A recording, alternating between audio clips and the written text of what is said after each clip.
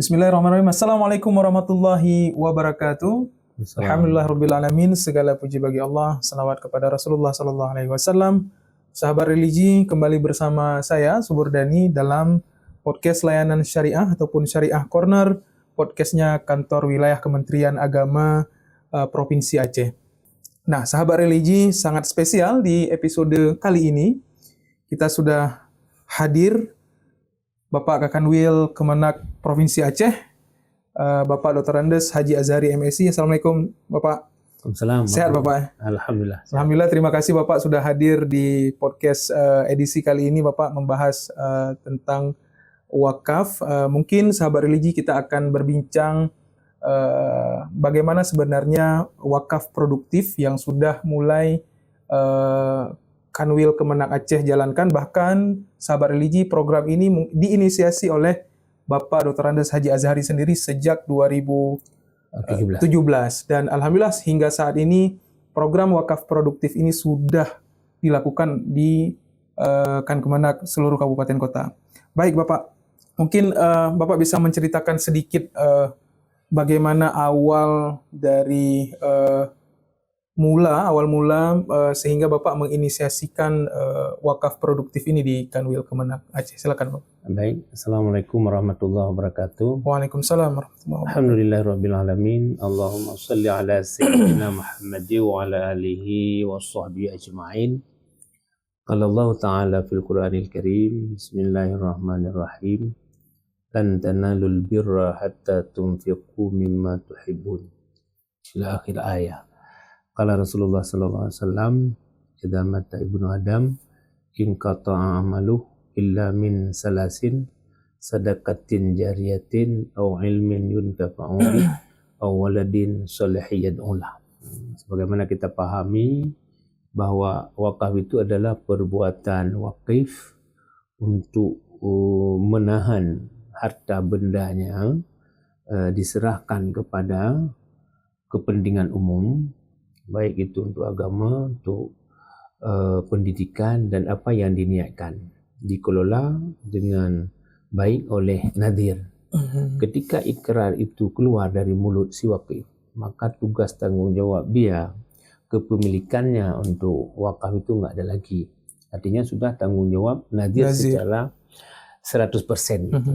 Karena tugas nadir sesuai undang-undang, dia menjaga, memelihara, mendata dan mengembangkannya. Jadi nadir wajib mengurus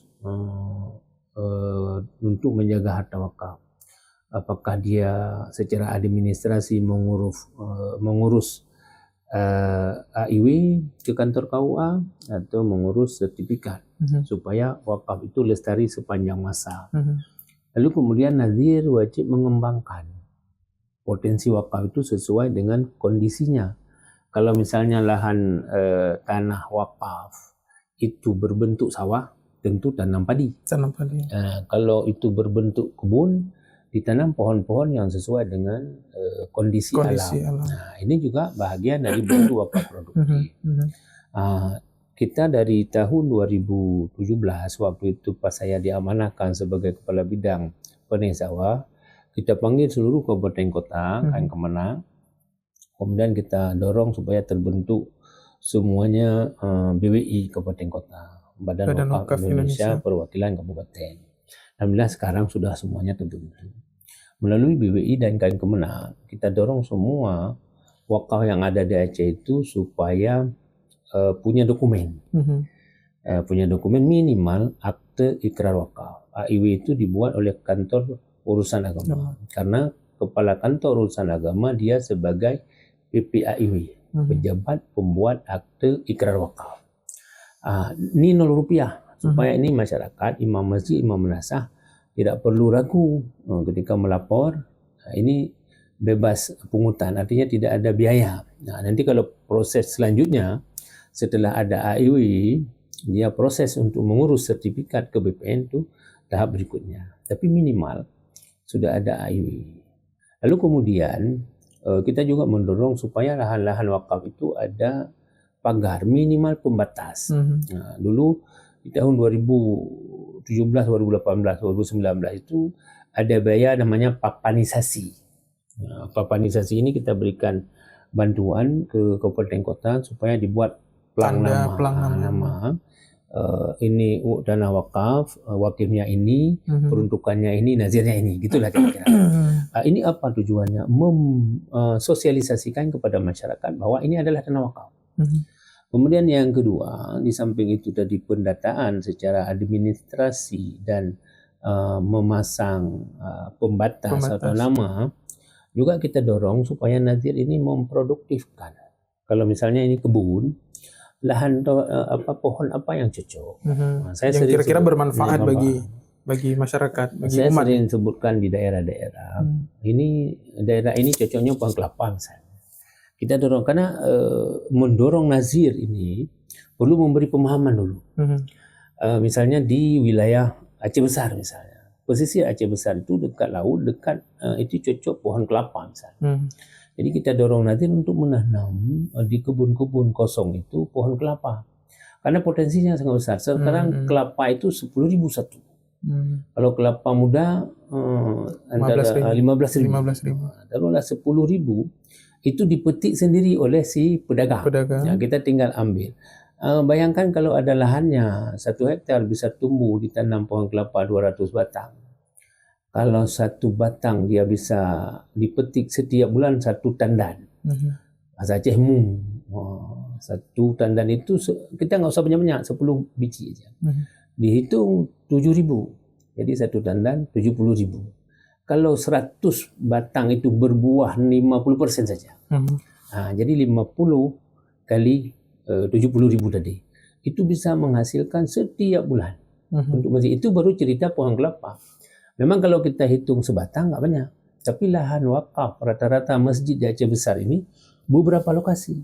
Jadi kita pernah gotong royong ke salah satu masjid. Misalnya di Lambar Ruangan itu. Banyak lokasi tanah wakaf. Kita kasih 200 bibit misalnya. Bibit itu dari ASN.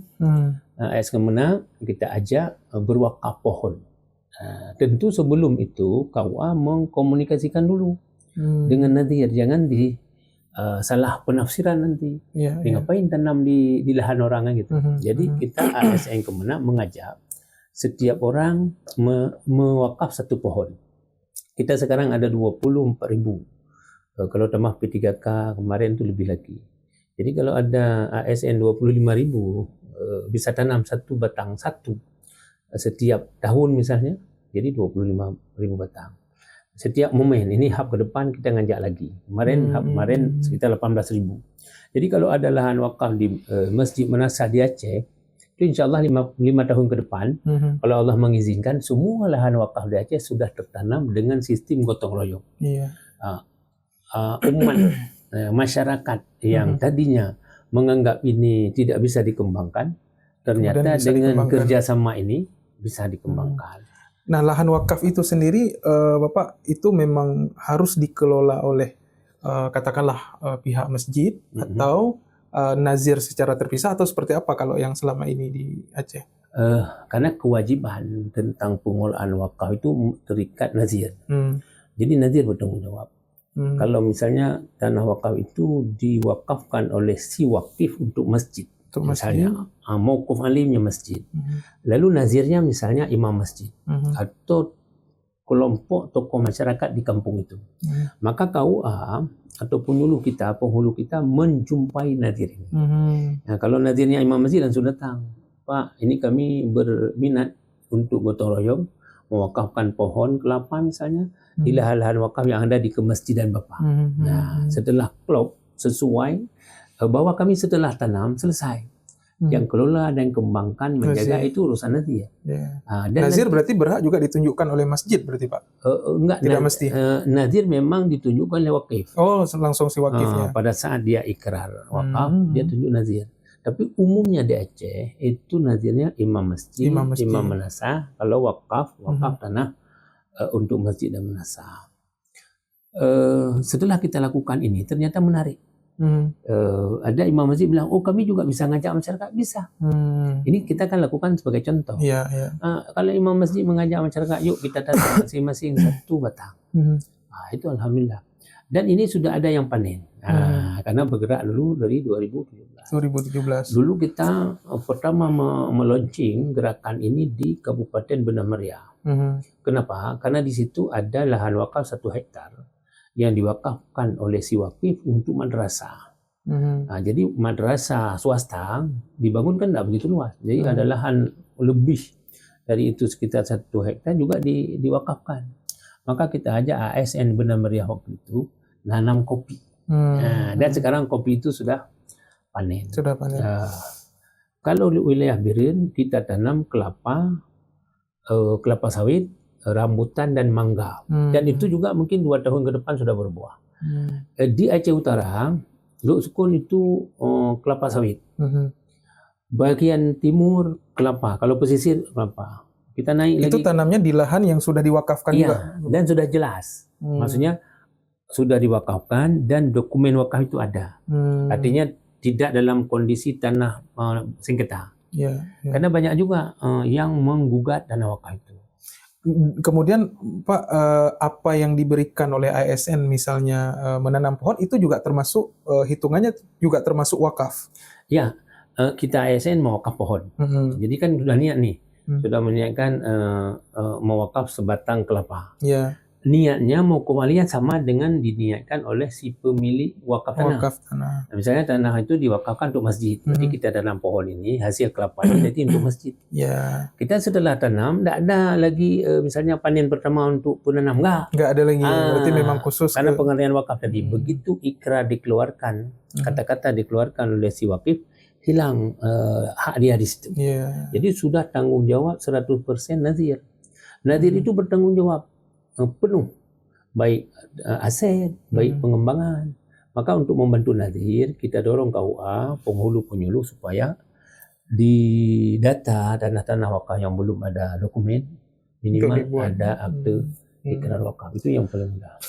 Bapak mungkin ada penjelasan mendasar tidak tentang wakaf ghairu mubasyir ataupun wakaf yang tidak langsung konsumtif ya dengan wakaf produktif yang kita lakukan. Apa perbedaan? Kalau yang selama ini kan orang memahami bahwa wakaf itu benda yang tidak bergerak. Kan? Seiring perjalanan waktu, Undang-Undang 41 2004 dan PP 42 2006 itu sudah menjelaskan lebih luas. Jadi wakaf itu ada 3 macam. Ada wakaf benda tidak bergerak, ada wakaf benda bergerak selain uang, ada wakaf uang. Barangkali ini perlu penjelasan lebih mendetail. Kalau tanah orang nggak lagi beda pendapat karena wakaf tanah itu sudah dari dulu sudah ada lalu dikembangkan menjadi produktif. Dan bagi wakaf yang tidak diproduktifkan itu sayang bagi si wakaf itu sendiri karena wakaf itu memang berkembang harus dikembangkan. Wakaf yang selain benda tadi tidak bergerak, wakaf benda bergerak selain uang. Misal ada pengusaha dia mewakafkan sebuah mobil ambulans.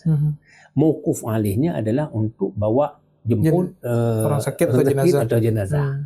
Jadi selain yang konsumtif dimakan hasilnya tadi, juga bisa dilakukan dalam bentuk nilai manfaat dari wakaf itu. Maka ikrar itu sangat menentukan. Mauquf alihnya sangat ditentukan oleh si wakif pada saat benda wakaf itu diserahkan. Kemudian yang ketiga wakaf benda bergerak uang, wakaf uang. Wakaf uang ini ain wakafnya adalah angka nilainya. Maka sekarang di Aceh, di Indonesia dan di Aceh sudah ada LKS PWU yang dituju oleh Menteri Agama sebagai lembaga keuangan syariah penerima wakaf uang. Misalnya BPD Aceh, misalnya BSI Bank Syariah Indonesia. Jadi kita bisa sudah ada, kita sekarang kan mendorong misalnya di KUA setiap ada pernikahan silakan berwakaf untuk keberkatan misalnya. Barcode-nya sudah ada di setiap KUA. Jadi tinggal scan mau wakaf 10.000, 50.000 langsung. Nanti masuk ke rekening BSI. Jadi di sana nanti setiap kelipatan 1 juta. Misalnya nih Pak Subur hari ini ada rezeki nih, scan barcode wakaf 100.000 misalnya, bulan depan ada rezeki, kan ini tidak memberatkan. Hari ini 10.000, tidak terasa kita dalam 5 bulan kemudian sudah ada 1 juta wakaf kita. Kalau wakaf uang seperti ini Pak sama dengan wakaf produktif tadi, ada nazir segala macam. Kalau wakaf uang seperti apa? Sebenarnya sama saja, cuman karena nazir wakaf ini tidak bisa sembarangan, gitu kan. Baru ada kita di Aceh atau di Indonesia itu adalah lembaga-lembaga keuangan syariah, karena dia kan sistemnya perbankan. Betul. Jadi sekarang nazir wakaf itu 2 dari BWI, nazir wakaf BWI, kemudian LKSPWU tadi, lembaga keuangan syariah penerima wakaf uang. Jadi setelah diterima, mauquf alihnya untuk apa? Disebutkan nanti, disepakati oleh si wakif dengan lembaga kenaziran ini. Jadi kalau misalnya bisa jadi beasiswa, bisa jadi untuk orang sakit, terserah. Cuma ini belum begitu berkembang. Tapi di daerah-daerah lain sudah sangat berkembang. Kalau cerita wakaf produktif sebenarnya Aceh juga sangat berkembang secara umum. Ada tidak Pak daerah-daerah yang sudah melakukan wakaf produktif ini yang kemudian sudah membesar, sudah menghasilkan yang untuk kepentingan umat yang cukup bermanfaat selama ini, Pak? Kalau di Indonesia secara umum ada beberapa daerah, misalnya ada di Jawa Timur, misalnya ada di Banten. Banten itu ada rumah sakit, kemudian ada di Padang. Kita juga di Aceh sebenarnya sudah ada, cuman belum begitu besar. Misalnya di Takengon, Aceh Tengah, kita sudah launching Takengon itu kota wakaf. Kota wakaf.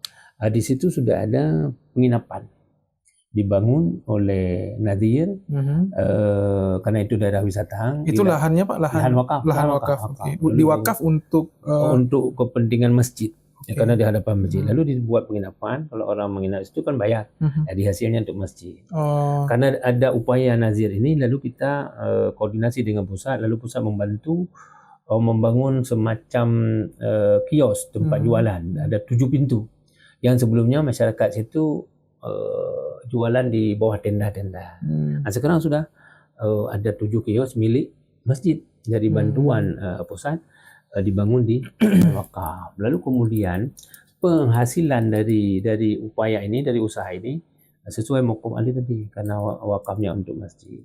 Kalau yang di benar-benar yang tadi saya sebutkan, itu hasilnya ada yang diberikan kepada anak-anak yatim, kurang mampu. Memang belum begitu signifikan, tapi minimal sudah melakukan upaya-upaya untuk pengembangan. Kalau di Aceh Timur, lain lagi. Ini kan nazirnya kreatif dia. Di Aceh Timur ada lahan wakaf itu disewakan. Ada untuk perbengkelan, ada warung kopi, ada tempat sandar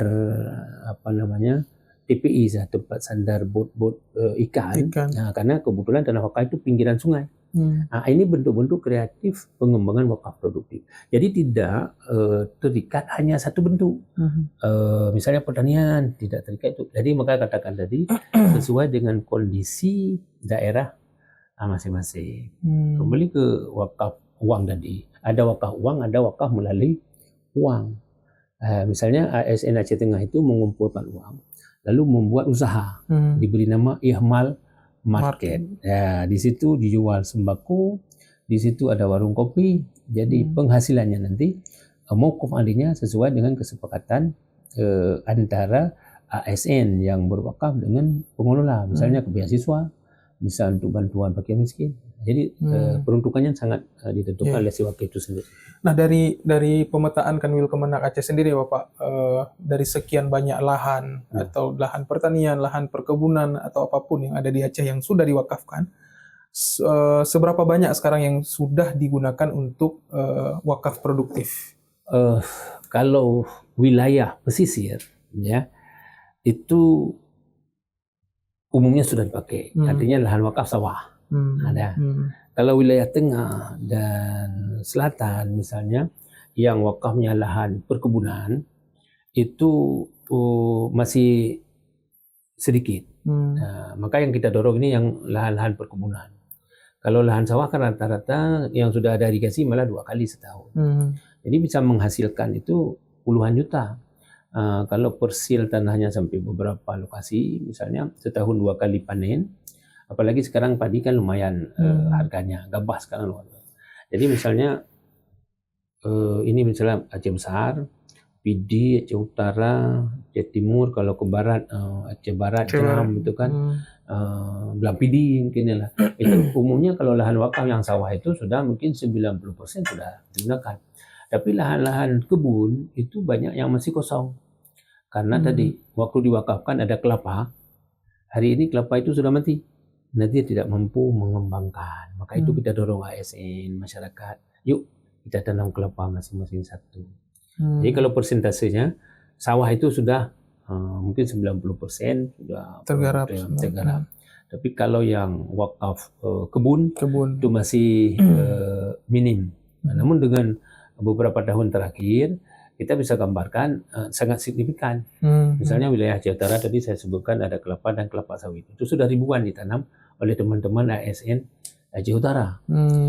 Kalau di Aceh Tengah teman-teman ASN nanam kopi. Ada sekitar 3 hektar lahan yang sudah ditanam kopi kalau di wilayah Aceh Tengah.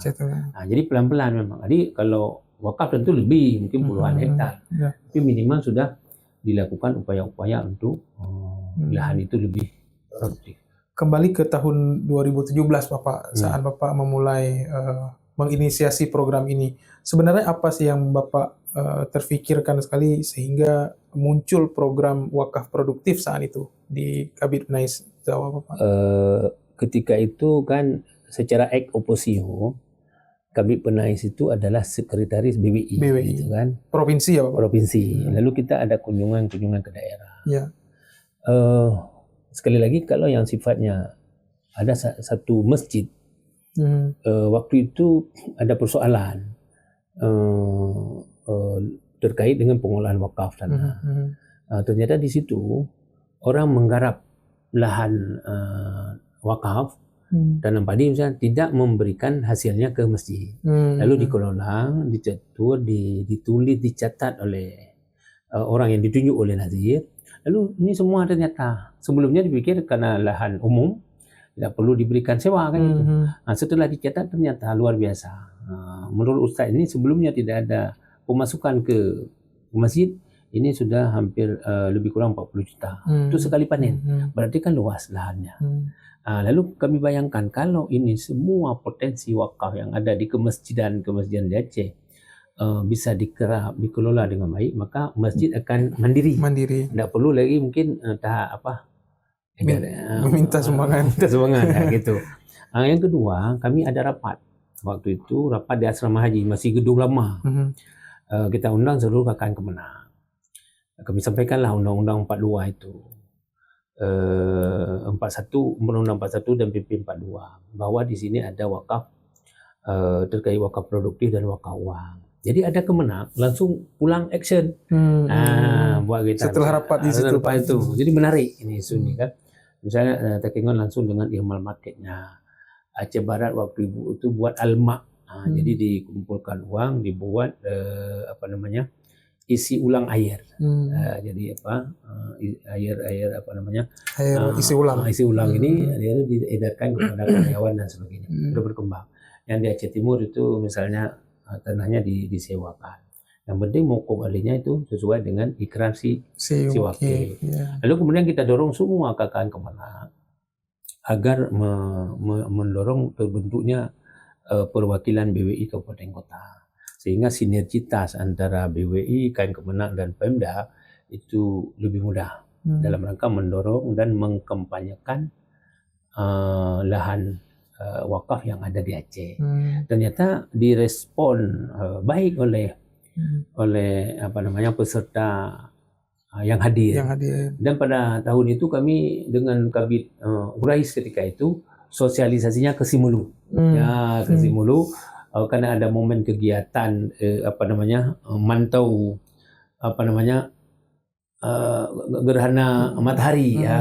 Jadi momen itu kami manfaatkan untuk sosialisasi tentang wakaf produktif dan wakaf uang dan disambut baik, sehingga di sana ternyata banyak juga persoalan wakaf.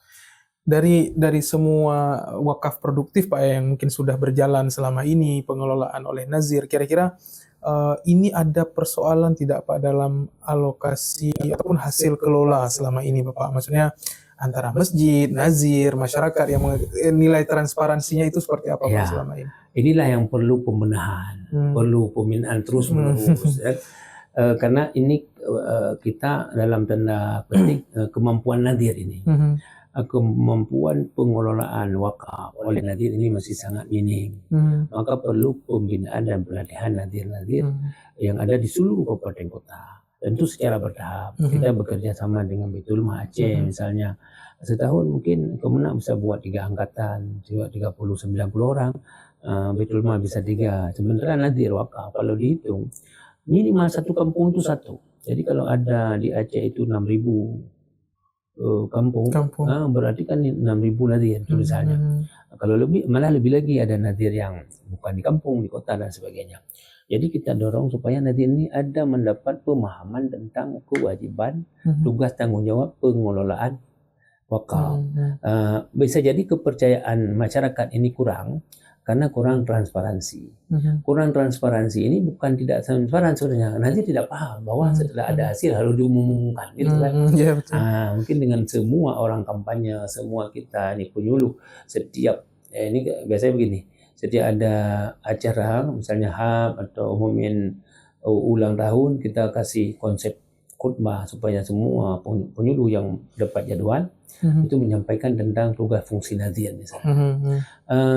Masyarakat lebih percaya kepada imam masjid, imam nasah atau orang tua di kampung sebagai nadir. Sementara beliau-beliau ini ada yang sudah paham, ada yang belum bahwa kewajiban nadir itu seperti ini. Tapi selama ini tidak pernah ada masalah yang ditemukan Pak soal transparansi segala macam. Tidak ada masalah karena masyarakat kan percaya dia. Tapi lebih bagus lagi, misalnya ini setiap padi tadi dalam setahun 2 kali panen misalnya 6 bulan sekali. Jadi maunya nazir yang ada di kemasjidan atau menasa musalla dia setiap hasil itu, tapi ada yang memang sudah transparan. Jadi hasil padi tahun berjalan dari bulan 6 misalnya sekian ton misalnya. Sewa untuk tanah masjid sekian. Hasilnya diperuntukkan untuk ini. Dan masjid kita sudah manajemennya sudah transparan. Cuma kita secara pengelolaan wakaf perlu didorong para nadir itu untuk dilakukan pembinaan. Nah selain soal transparansi ya Bapak, berbicara wakaf produktif kan ada risiko bisnisnya di sini Bapak. Artinya dari mulai pemilihan asetnya, pemilihan jenis usaha dan juga risiko bisnis.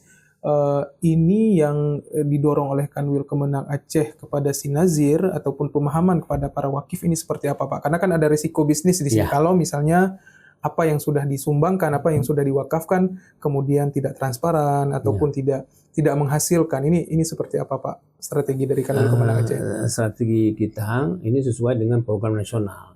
Para nadir ini diundang untuk dilatih. Memang ini dipilih karena wadah terbatas, sehingga ada keluar nanti SKNI istilahnya. Semacam sertifikasi nadir. Jadi di situ dilatih secara hukum, secara fikih, hukum wakaf, kemudian dilatih oleh pakar-pakar ekonomi. Bagaimana pembukuan, bagaimana pengolahan, bagaimana saldo, bagaimana penggunaannya. Jadi ini dilatih kepada nadir oleh ahli-ahli ekonomi dalam rangka pengelolaan wakaf dan potensi pengembangannya. Kalau kita berguru dengan sistem pengelolaan wakaf Habib Buka di Arab misalnya, sebenarnya sudah tidak begitu susah. Dan yang menarik, ada satu yang meniru gaya Habib Buka itu di satu kampung di Banda Aceh. Ada lahan wakaf, lalu dibangun toko, dibangun perumahan. Di Punge ya Pak? Di Punge. Nah, jadi ini kan setelah itu gimana caranya? Lalu hadir kita dari Ketua BWI hadir menawarkan sistem. Lalu dibuatlah perjanjian 30 tahun. 40% hasil sewa itu untuk kampung karena dari dana kampung dibangun, 60% untuk wakaf karena dibangun di atas lahan wakaf. Walaupun hasil dari wakaf itu juga untuk kampung itu. Nah, tapi harus ada perjanjian karena sumber anggaran pembangunan itu dari dana kampung tadi. Dan buat perjanjian. Jadi antara pimpinan kampung dengan nazir. Ketika ini nazir ini suatu saat meninggal, pimpinan kampung, jadi penerusnya tahu bahwa oh ini 60% untuk wakaf. 60% ini penggunaannya sesuai dengan mauquf alaih si wakif dulu. Misalnya lahan itu diwakafkan untuk masjid misalnya. Jadi 60% itu penggunaan untuk masjid. Yang 40% itu untuk kampung. Kampung mungkin ada kenduri, melut, tapa kan. Bisa dipakai. Jadi tergantung bagaimana ikrarnya. Jadi kedua-duanya manfaat untuk kampung itu. Jadi saya rasa ini salah satu ikhtiar. Contoh nazir yang sudah mengikuti, dan Bapak ini pada saat kita buat pelatihan pertama dulu di tahun 2018, beliau salah satu peserta. Ya. Nah, apa yang Bapak cerita tadi tentang seperti Habib Buga itu termasuk wakaf produktifkah Pak sebenarnya? Ya, itu sebagai contoh bentuk wakaf produktif. Dulu kan Habib Buga mewakafkan tanah dan pondok-pondok. Pondok itu rumah-rumah sekitar Masjidil Haram, kan? Diwakafkan dulu kan hanya untuk konsumtif, artinya untuk diinap. Jamaah Haji Aceh nginap situ, kan gitu bunyi ikrarnya. Bunyi ikrar. Saya wakafkan lahan dan pondok-pondok ini untuk jamaah haji asal Aceh atau anak mahasiswa atau yang belajar mengaji di Arab atau kuliah di sana. Bila suatu waktu nanti tidak ada jamaah haji asal Aceh, maka dipakai untuk kepentingan mahasiswa atau rumpun Melayu. Ini Habib Buga kan 200 tahun lebih yang lalu, seolah-olah tahu dia. 2020 ada COVID. Kayak ini luar biasa ini. Karena di ikrar itu disebut bila sewaktu-waktu tidak ada jemaah haji asal Aceh. Ternyata terjadi di tahun 2019, 2020. 2 tahun itu kan nggak ada haji Aceh. Jadi diperuntukkan kepada.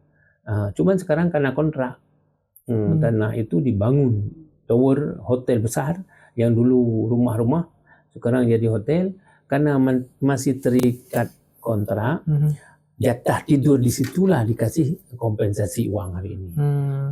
Kemarin kita 2.000 rial, kan? Kalau tahun-tahun sebelumnya 1.500. 2.000 rial kemarin itu sekitar 8.300.000 per jamaah haji Aceh kali 4.446 jamaah. Jadi mungkin 30 miliar lebih. Itu produktif. Melalui apa? Melalui sewa kamar. Kalau misalnya nazirnya tidak kreatif, ya dari dulu sampai sekarang masih pondok-pondok itu. Menjadi besar dia karena kena perluasan Masjidil Haram. Jadi kan pengertian wakaf itu tidak boleh hilang innya, kan?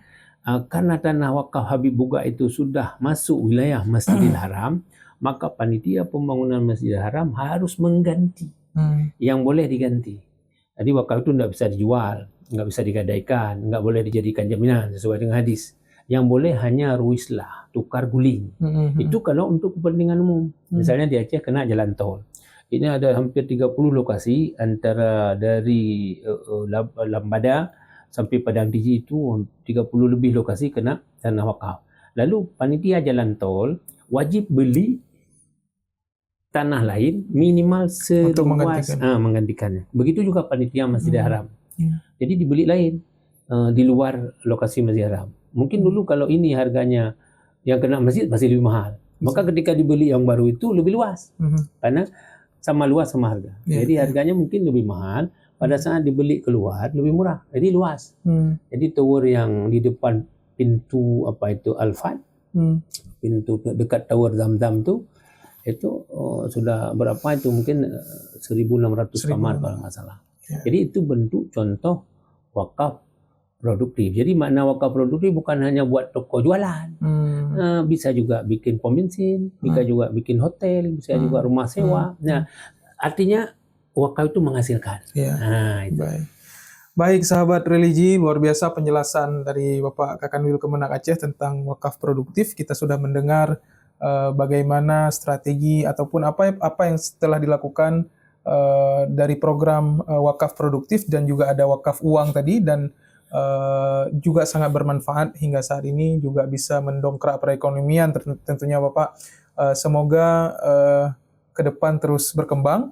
Mungkin di sesi terakhir ini ada imbauan Bapak Kakanwil sendiri untuk khususnya bagi masyarakat Aceh ataupun khususnya bagi ASN dari Kemenak Aceh. Silakan Bapak. Baik, pemirsa yang saya hormati, teman-teman seluruh ASN Kemenang Aceh, masyarakat Aceh pada umumnya, untuk sama-sama kita kembangkan wakaf, karena inilah harta yang tinggal ketika kita meninggal nanti. Jadi mari kita berwakaf. Kemarin kita ajak ASN mewakaf satu pohon sesuai dengan lokasi, apakah kelapa, apakah rambutan, apakah kopi. Mungkin masyarakat juga bisa bersinergi dengan imam masjid, ada tanah wakaf di sekitar kita. Mari kita gotong sama-sama kita tanam, dan itu mulai hari ini kita tanam sampai hari kiamat itu terus sedekah kita, wakaf kita itu mengalir pahalanya. Maka upaya kita, mungkin hari ini kita tidak bisa berwakaf tanah karena kita nggak ada lahan. Mari kita wakafkan pohon, menanam di lahan wakaf orang. Pohon itu juga tidak ada, kita setiap bulan terima uang gaji. Begitu teng bunyi, langsung foto, scan barcode, klik 10.000, klik 100.000, klik 500.000, itu adalah wakaf kita. Dan itu mengalir sampai hari kiamat, karena apabila meninggal anak Adam, tinggal 3 perkara. Salah satunya adalah wakaf. Jadi sekarang sangat mudah. Nanti tekniknya tentu bisa dikomunikasikan kembali di lembaga keuangan syariah penerima wakaf uang. Tapi wakaf-wakaf yang ada di Aceh semuanya sudah produktif, tapi belum begitu optimal. Maka kita dorong Nadir, kita dorong BWI, Kemenang untuk terus menggelorakan supaya wakaf selalu dikembangkan dan produktif. Kita paham bahwa tentu kemampuan Nadir berbeda-beda. Maka kita ajak untuk terus mempelajari bagaimana supaya wakaf ini semakin produktif. Mungkin demikian, jalan-jalan ke kota Mekah. Jangan lupa singgah di kota Madinah. Bila hidup ingin berkah, mari kita berwakaf dan bersedekah. Amin. Demikian, Assalamualaikum warahmatullahi wabarakatuh. Waalaikumsalam warahmatullahi wabarakatuh. Sekali lagi terima kasih Bapak atas kehadiran di podcast edisi kali ini. Semoga ini menjadi nasihat bagi kita semua seperti Bapak sampaikan tadi. Saya Subur Dhani, mohon undur diri. Assalamualaikum warahmatullahi wabarakatuh. Waalaikumsalam.